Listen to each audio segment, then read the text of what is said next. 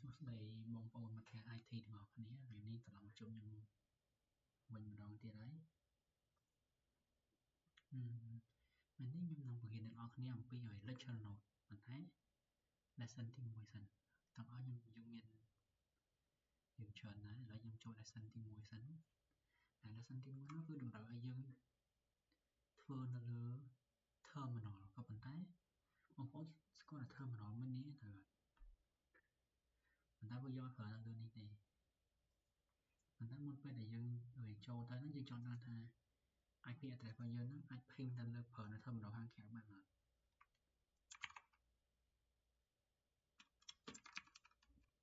វាយ command នេះណាវានឹងសូយើងហើយនេះផងដែរគឺជា IP របស់យើងយក IP នេះទៅវាយចូល terminal ធម្មតាចង់ដឹងថាវាចូលអត់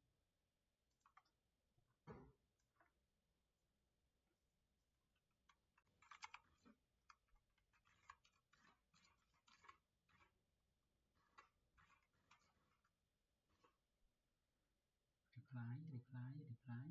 ចូលអញ្ចឹង IP មួយហ្នឹងគឺយើងប្រើបានធម្មតាតែខ្ញុំអត់ចង់ប្រើលើ terminal ធម្មតាហ្នឹងទេខ្ញុំចង់ប្រើលើ terminal មួយទៀតដែលមានឈ្មោះថា terminal port តែវាមានរូបរាងចេះសូមខ្វែងចោលសិន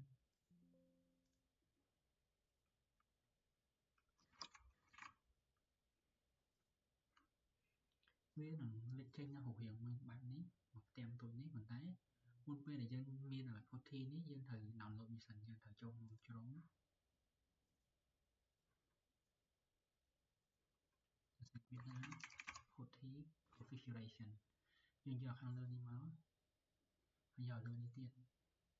នេះយកប៉ះពាល់ទេយកតែ file exe ទេ port.exe យើងយកហ្នឹងមកដោយសារតែខ្ញុំបាន download រួចហើយអញ្ចឹងខ្ញុំមិនត្រូវការទេយើងចូលមកក្នុងនេះហើយមួយទៀតកន្លែងលើនេះ host name យើងអាចវាយ IP នេះចូលមកហើយយើងយកពាក្យ SSH ហើយនឹងយក telnet បើយើងយកតែ SSH ទេវានឹង encrypt បានដែរបើយើងយក telnet វា encrypt បានទេហើយនេះappearance ខ្ញុំសេរីឲ្យ font វាជាមកយ៉ាងធំចូលឡើងឆ្វេងមកខ្ញុំយក20អូខេហើយចូល session របស់យើងវិញយើង select នៅអីដែលយើងចង់ប្រើខ្ញុំយកមួយនេះ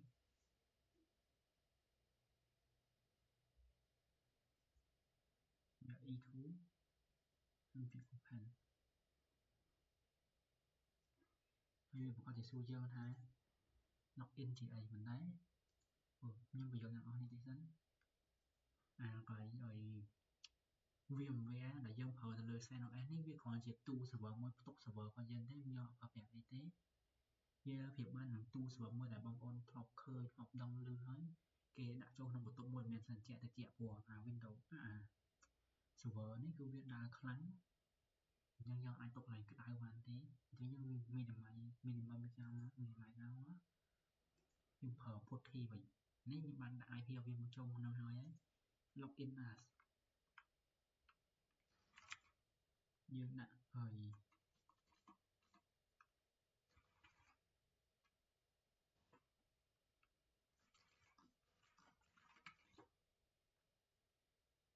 យើងដាក់អញ្ចឹងហ្មងវាប្រកាសជាអត់ស្គាល់វាដាក់ access deny តែមកផេតទៀតដាក់ធ្វើសារថ្មីធ្វើម្ដងទៀតឲ្យបងអរគ្នាបានឃើញហើយ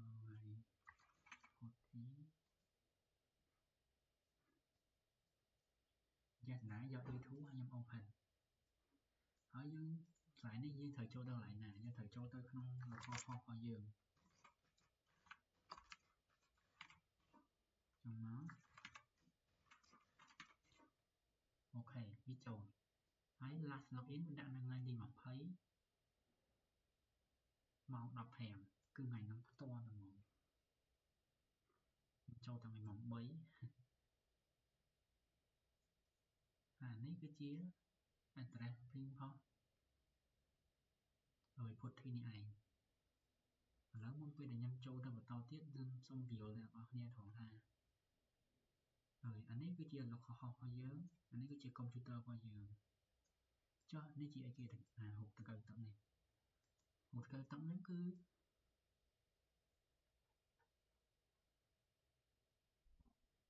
ជា directory ដែលយើងឈរនៅខាងលើថាយើងឈរនៅលើ directory មួយណាគឺយើងឈរនៅលើ directory ឈ្មោះថា gem_subadmin ចុះសញ្ញាដុល្លារសញ្ញាដុល្លារបានន័យថាវាជា limit permission យើងមិនអាចធ្វើអីលើនឹងលើពីនឹងបានទេជាក់ស្ដែងនៅក្នុងនេះគេនិយាយថា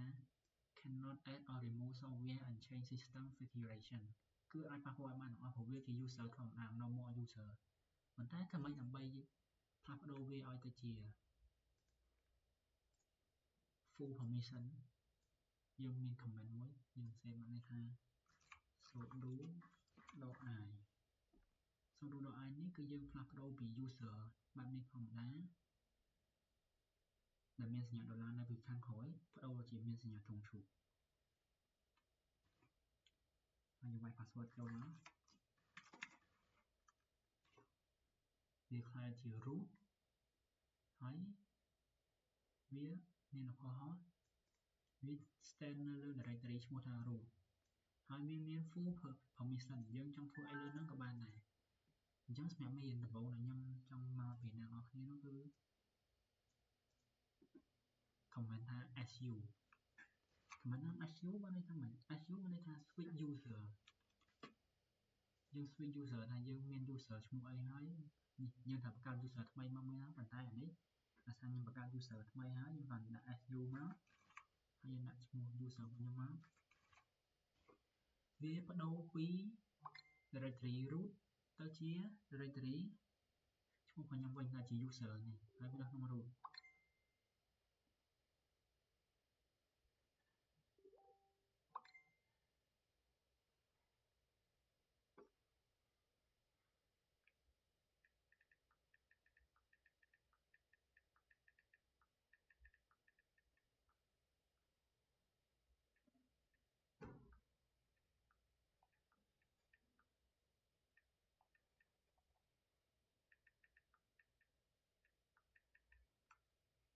វាស្ដែងហើយឥឡូវនេះយើងចូលមកដល់ directory ដែលមានឈ្មោះរបស់ខ្ញុំនេះហើយយើងចង់ដឹងថា directory របស់យើងនេះគឺឈរនៅកន្លែងណាជាដំបូងនេះយើងមាន su ហើយនេះបានគេនិយាយថាត្រឡប់ទៅកាន់ root វិញគ្រាន់តែប្រើ password ចូលផ្លាស់ប្ដូរមិនតែ password ចូលឯងផ្លាស់ប្ដូរ root តែអត់ផ្លាស់ប្ដូរ environment ឥឡូវនេះយើងនៅលើឈ្មោះ e អញ្ចឹងយើងប្រើពាក្យ su មកយើងវាយ password ត្រឡប់មក root វិញអញ្ចឹងយើងដាក់su ចេះមកគឺវាត្រឡប់មកឈ្មោះនេះវិញតែវាអត់ត្រូវការ password ទេបន្តមកទៀត su ដកវាត្រឡប់មក root ហើយវាយនឹង password ហើយវាផ្លាស់ប្ដូរទាំង environment ទៀត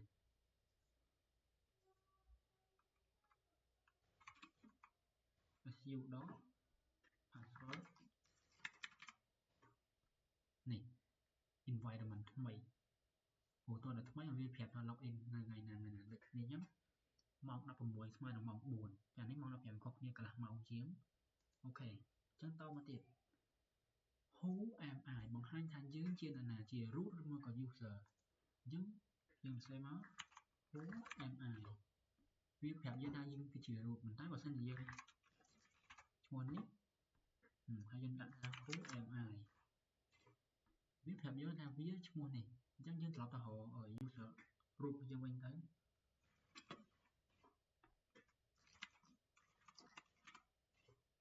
អូខេថ្មី environment ក៏ថ្មីដែរហើយដាក់ who am I លុំមើលថាវាជាអីគេវាគឺជា root អូខេយើងបន្តមកទៀត pwd បង្ហាញថាយើងឈរនៅលើ directory ណាទៅពេលបច្ចុប្បន្នយើងសរសេរមក pwd គឺយើងឈរនៅលើ directory root អូខេតមកទៀត cd change directory ឧទាហរណ៍ cd / change directory ទៅកាន់ root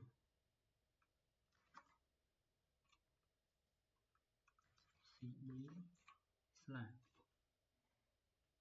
ចាំណា một e sẵn đọc máu dương nặng cd slash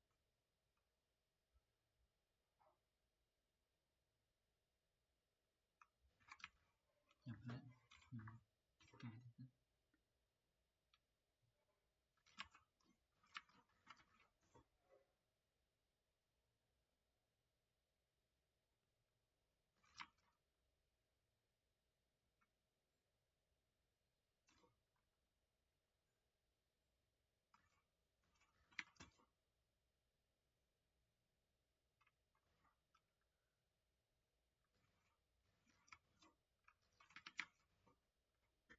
slide ở dương clear làm với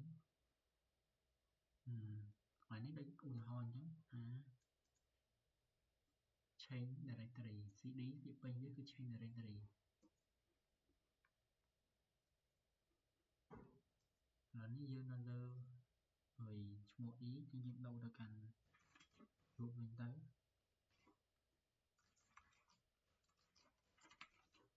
phải mau rút về cd mà mắt tôi biết là mau rút lên thằng cuối dương son lơ rút hay xẹp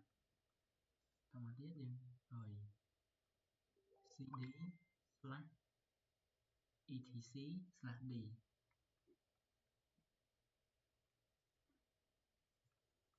cd dot clear slash etc slash d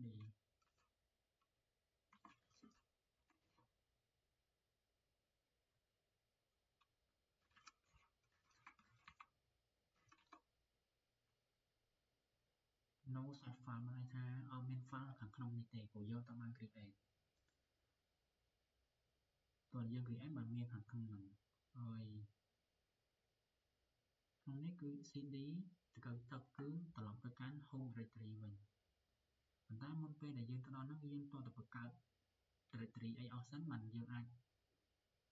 ហើយត្រឡប់ទៅកាន់ root អីមានខ្ញុំសរសេរលើនេះចឹង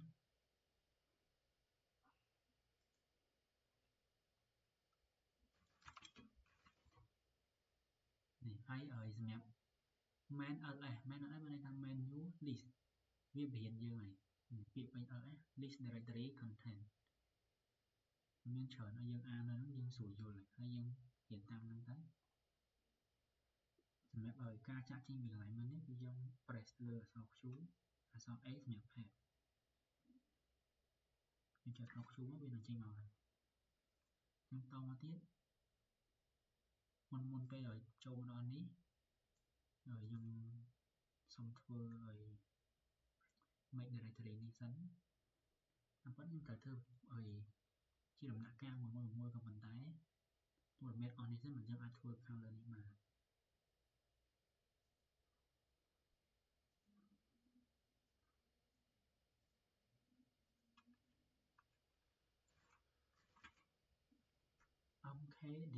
mkdir បានន័យថា make directory ខ្ញុំចង់ដាក់ directory ឈ្មោះអីគេ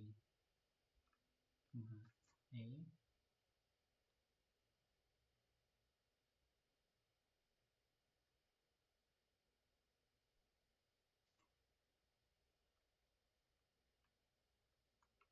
ខ្ញុំយើង search directory A មក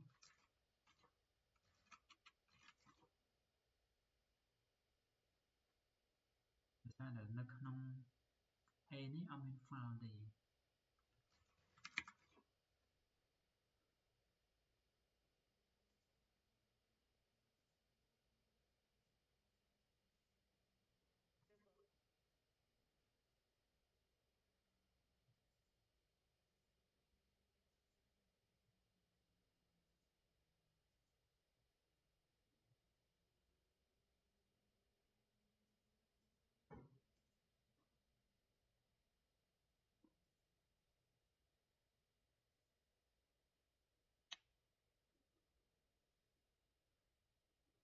ហើយយើងចាប់ផ្ដើមពី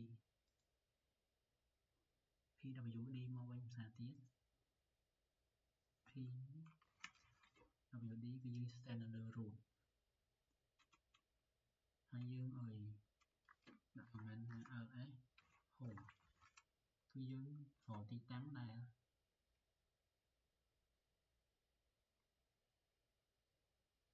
ជុំសិនស្ដីខ្ញុំខុសហើយ យើងដូរមកចេះហ្នឹងតមកយើងដាក់ pwd ក្នុង root ហើយយើងដាក់ lsហើ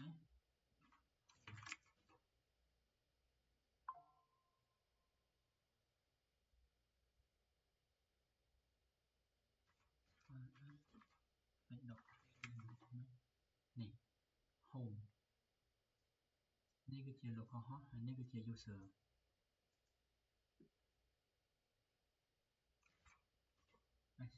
su này là យើងត្រឡប់ទៅ root របស់យើងវិញអូខេ su root នេះ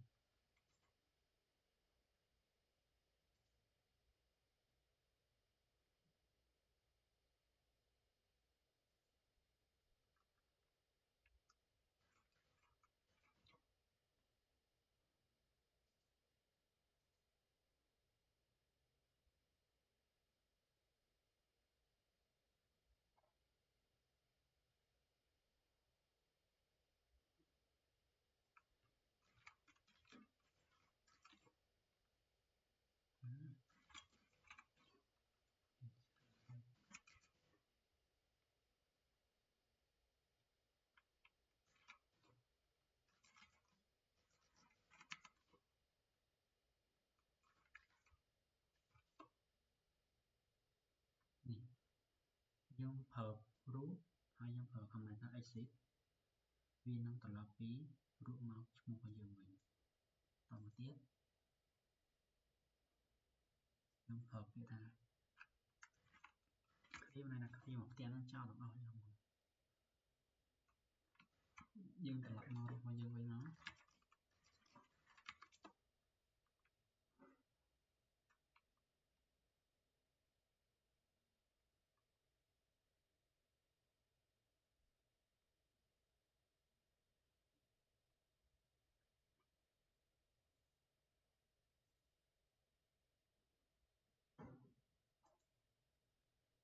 ហើយនេះយើងត្រឡប់ទៅរក root user របស់យើងហើយជាមួយនឹង environment ថ្មីវាដូចតែមុននឹង sudo គឺយើងត្រឡប់ទៅរក root ជាមួយនឹង environment ថ្មីនេះយើងត្រឡប់ទៅរក user ជាមួយនឹង environment ថ្មីអូខេរយៈម៉ោងយើងឃើញថាของយើង14ខុសគ្នាតិចតួច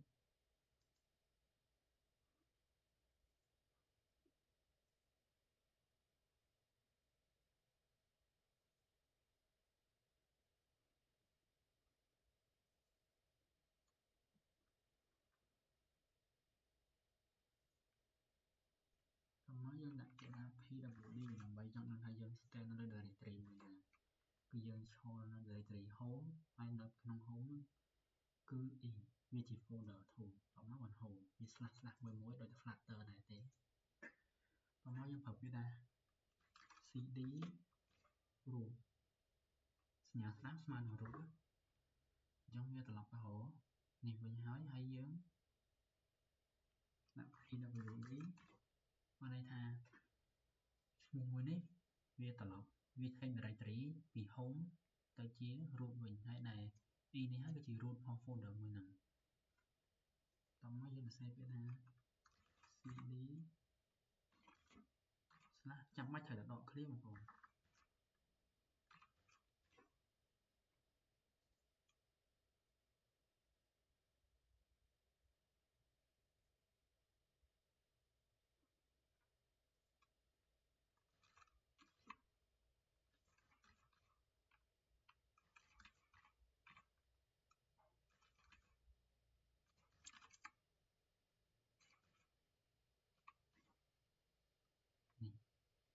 នេះបានន័យថាយើងឈរនៅ directory ថ្មីដែលមានឈ្មោះថា d8client.d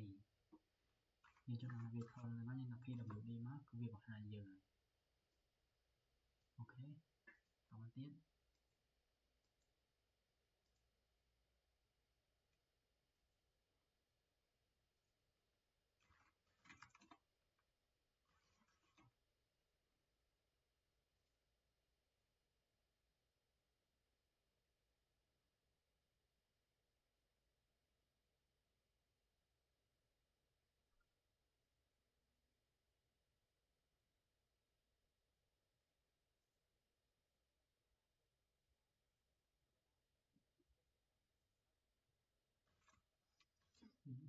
ទៅកើតទឹកគឺយើងត្រឡប់ទៅរdirectory home directory ចាស់របស់យើងវិញ previous directory ដែលយើងបានបង្កើតមុនហ្នឹង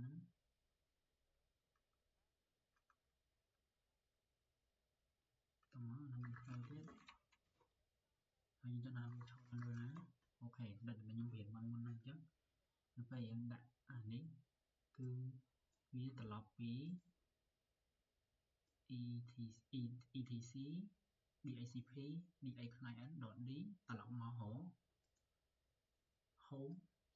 វិញតោះមកយើងដាក់ cd គឺវាត្រឡប់មក root ពីដើមវាវិញ directory ដើមវាវិញគឺ root អញ្ចឹងតមកទៀត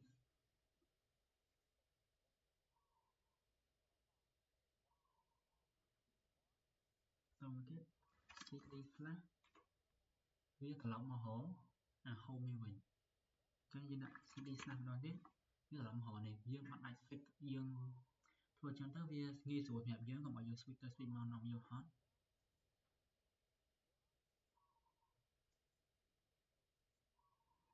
ហើយសម្រាប់អីដែលខ្ញុំបង្ហាញមុនហ្នឹងគឺ cd ចុច2ដងគឺត្រឡប់ថយក្រោយមក folder អញ្ចឹងខ្ញុំមក flash ខ្ញុំបង្ហាញដល់អ្នកគ្នា cd ដកគឺវា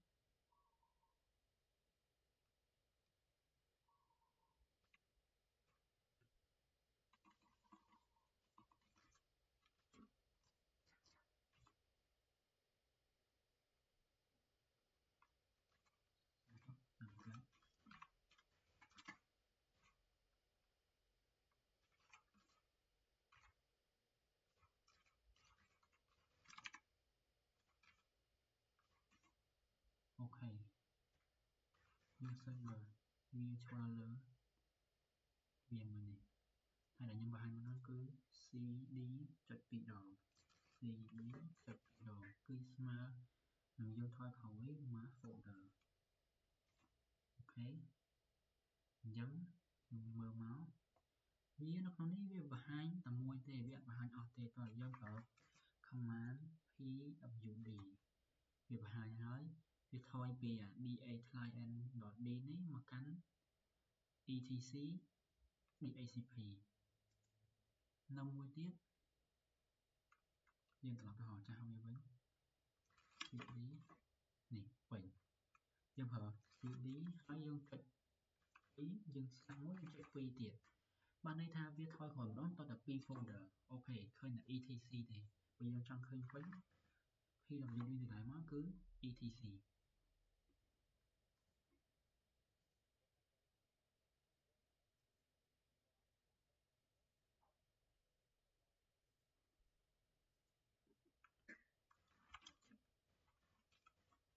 ហើយសម្រាប់main pwd នេះក៏ដូចតែ main ដែលខ្ញុំបង្ហាញមុននឹងដែរគឺវា manual របស់នេះឈ្មោះពេញរបស់ pwd manual for អីគេ for directory យើងដាក់ main អីគេវាចេញ main ហ្នឹងមកហើយrồiមុនហ្នឹងខ្ញុំដាក់ main list ខ្ញុំថយក្រោយទៅមកចុច q ខ្ញុំដាក់ ls វាចេញមកថា list ហ្នឹងប្រើសម្រាប់ធ្វើអីយើងដាក់ថា cd អញ្ចឹងវាប្រាប់យើងហើយថា cd ហ្នឹងប្រើសម្រាប់ធ្វើអីខ្ញុំចុច q ម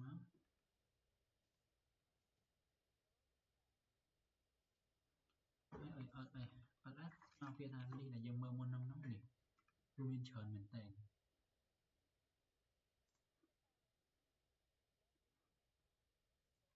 ហើយដក l ស្លាយដក l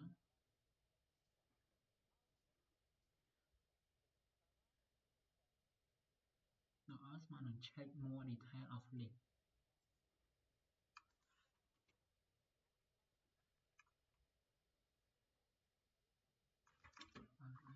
ជាស្លាយនេះ detail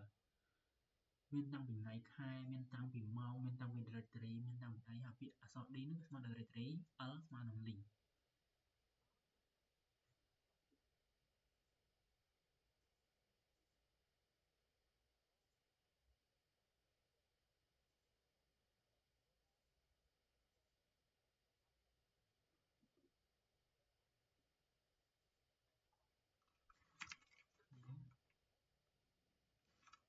cd ls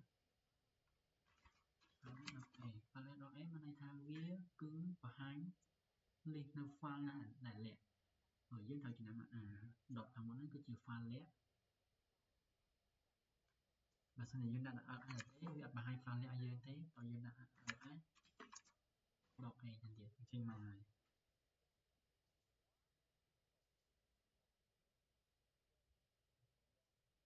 ដូចឥឡូវនេះឧទាហរណ៍យើងបង្កើត directory ថ្មីមួយមក dot លើអូខេ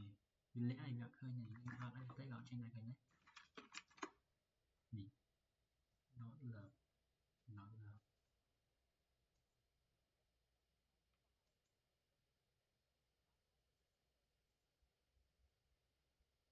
ហើយដើម្បីឲ្យចង់ detail ច្បាស់ជាងហ្នឹង dot a វាបញ្ជាក់យើងនេះ directory file ណានៅលើ root file ណានៅលើ user ដូចយើងលើកនេះវា stand នៅលើ user ដោយសារយើងបង្កើតវាជាមួយនឹង user យើងមិនដាក់វាជាមួយនឹង root ទេ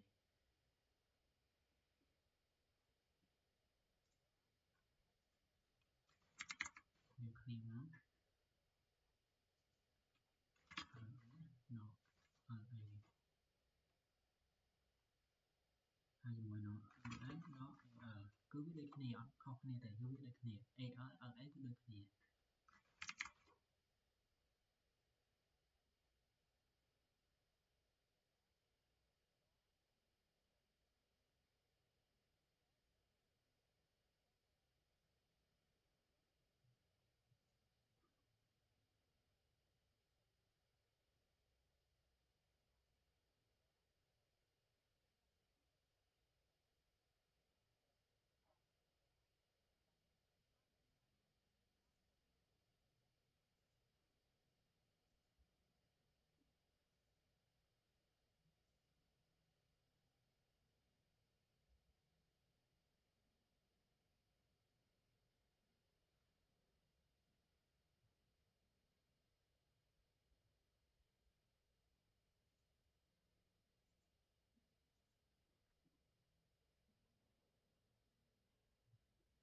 បន្តមកទៀតខ្ញុំនឹងបង្ហាញបងប្អូនរបស់គ្នានៅចំណុចតិចទៀតឲ្យអត់ច្រើនទេវាតិចតួចទេចាត់ចោលហើយកន្លែងនេះបញ្ជាក់ថា own self directory parent directory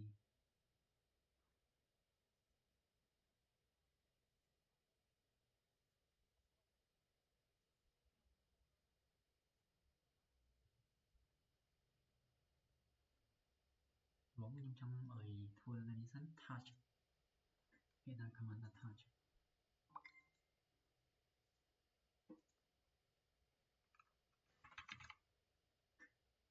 touch layer dot txt យើងឲ្យមកគឺឃើញតែនេះវាមិនជា file លាក់យើងបានចុចវាពីមុខតើយើងចុចពីមុខមិនស្មើនឹង file លាក់ឧទាហរណ៍ចឹងណា touch dot dot txt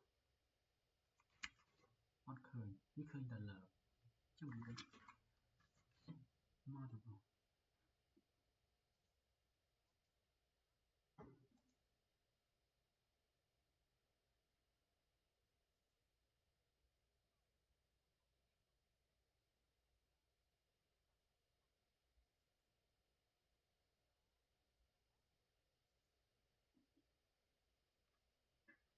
យើងបង្កើត directory ថ្មីមកមួយទៀតមកហើយយើងប្រើពាក្យ ls command ls អញ្ចឹងវាបង្ហាញអីដែលអត់បានលាក់ទេហើយប្រើ cd cd នៅតែអត់ចេញអីទៀតមានតែនេះវានឹងបង្ហាញយើងហើយពីរនេះហើយខ្ញុំបង្ហាញមកមុនហ្នឹងគឺ own self directory ជាមួយនឹង parent directory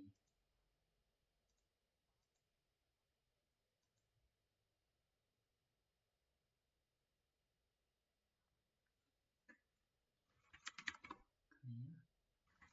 ls cd ចុច2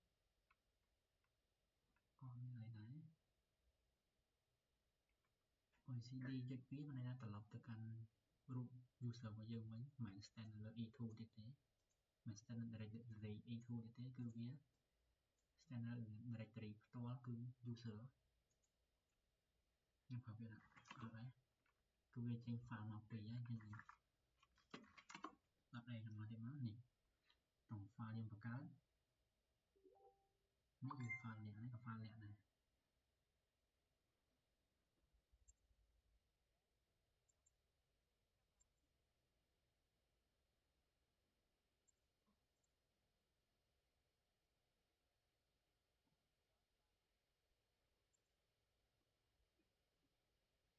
ប៉ុណ្ណឹងខ្ញុំឲ្យធ្វើខុសឲ្យនេះ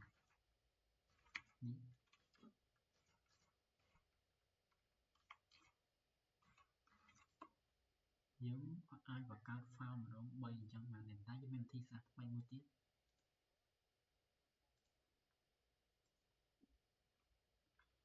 វាp ន័យថា parent folder ពី1ទៅ1ហើយយើងត្រូវប្រើអក្សរ V ទៀតដើម្បីអីដើម្បីវិជាអាចដឹងថានៅពេលដែលវាធ្វើអីវានឹងប្រាប់យើង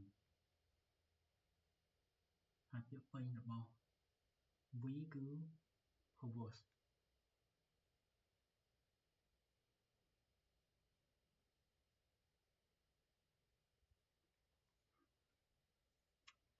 ហើយយើង A B C បង្កើតហើយ folder មានទាំងអស់ហើយយើងប្រើពាក្យថាសម្រាប់ clear អត់ដែរមាន A ប៉ុន្តែនៅក្នុង A ហ្នឹងប្រកាសជាមាន folder ផ្សេងទៀតគឺដាក់ឲ្យ ls aka ចឹងនៅក្នុង AA មាន bb ចុះក្នុង AA ហើយ bb ទៀតវាមានអីគេគឺមាន cc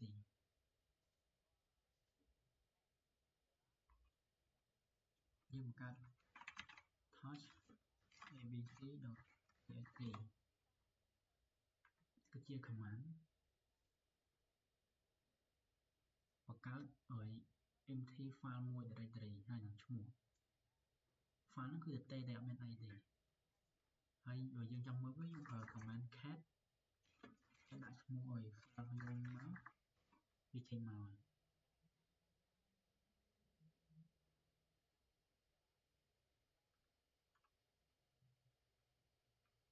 ហើយសម្រាប់ command មួយទៀតគឺ vi កែ edit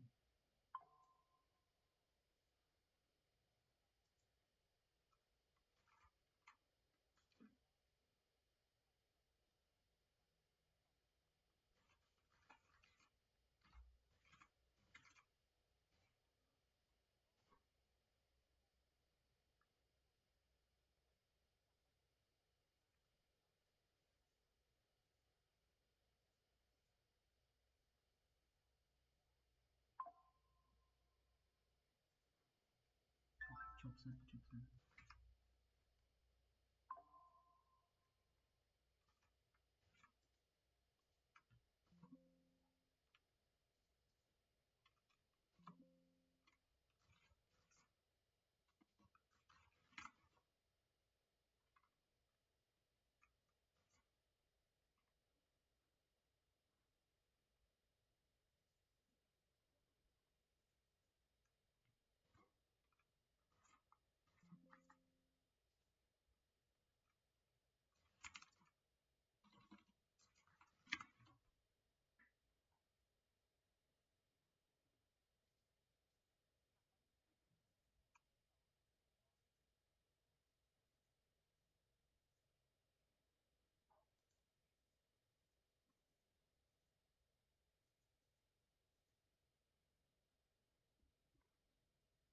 ហើយបងប្អូនអាចយកcomment អននេះយើងសាករៀនធ្វើខ្លួនឯង vi បង្កើត empty file មួយហើយcat នេះគឺ display text ដែលយើងបានបង្កើតមុនហ្នឹងឧទាហរណ៍នេះហើយឲ្យ vim ក៏ដូចនឹង vi ដែរហើយ nano ក៏ដូចនឹង vi ដូចគ្នាដែរ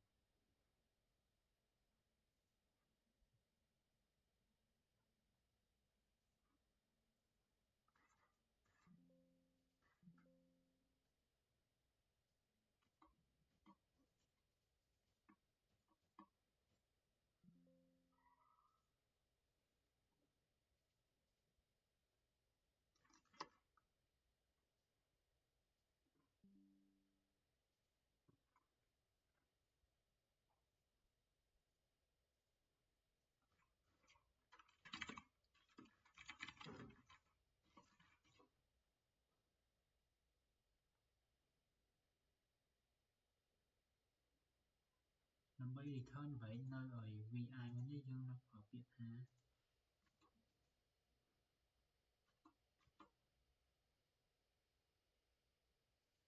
ទាំងអស់នេះហើយ save ចុច2 save ចុច2 W ស្មើនឹង return ហើយនឹង save ចុច2 Q សញ្ញាសួរបានន័យសញ្ញាទានបានន័យថាចេញទៅដោយមិនបាច់ save ហើយចុច2 X ស្មើនឹងចុច2 WQ ស្មើនឹងចេញទៅជាមួយនឹង save អក្សរ U ជាមួយនឹង undo អូខេអញ្ចឹងយើងប្រើពាក្យណាហើយខ្ញុំឲ្យណា save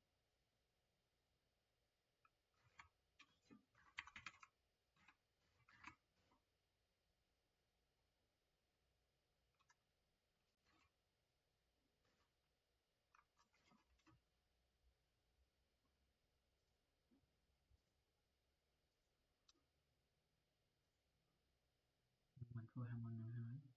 undo អានេះគឺ for delete one row យើងឲ្យ follow ទៅតាមហ្នឹងទៅអញ្ចឹងគាត់សម្រាប់ឲ្យ lecture ទី1អាហ្នឹងគឺបញ្ចប់ត្រឹមប៉ុណ្ណឹងសិនអរគុណ